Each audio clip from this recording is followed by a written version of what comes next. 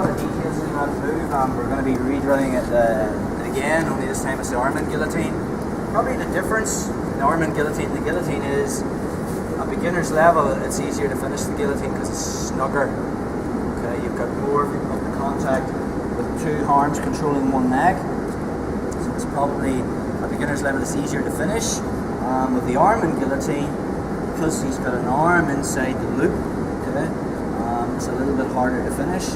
But possibly as we progress through this mesocycle, you'll find that it's a better control position.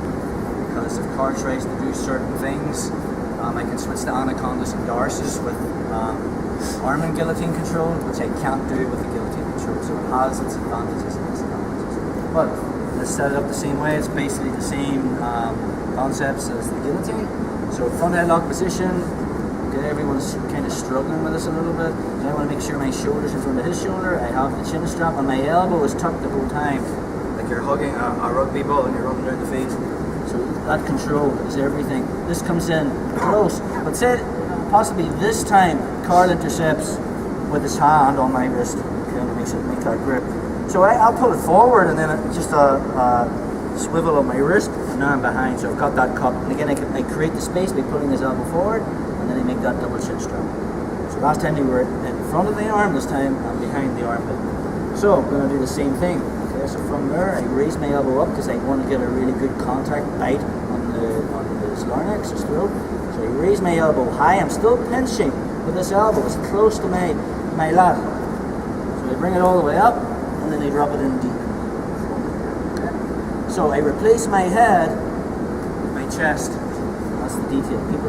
It's very hard for you to posture forward if your head's still down there. So I want to be replacing my head with my chest, and my hips are moving in. That's the detail there. And I'm still pinching.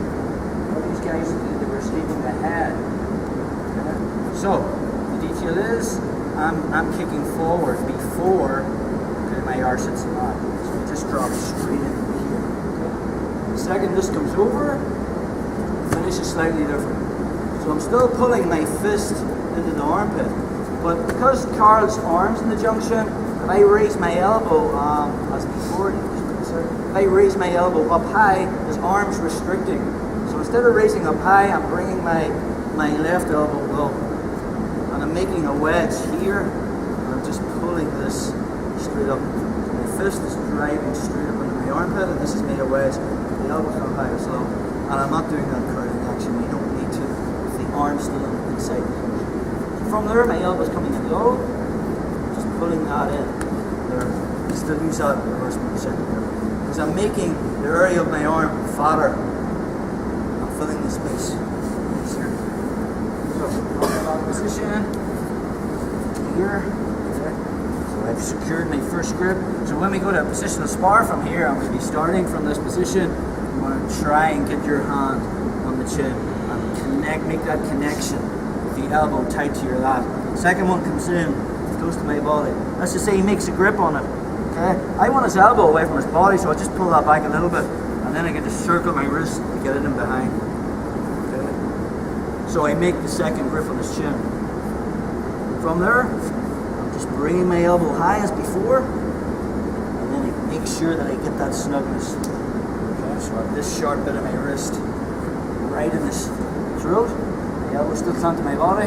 Now I replace my head with my chest. My foot takes a little step forward, and I engage my hips. Okay, now I want to get my foot in this hip. My knee goes through the other side to make a frame, so we can't run around. That's the first thing.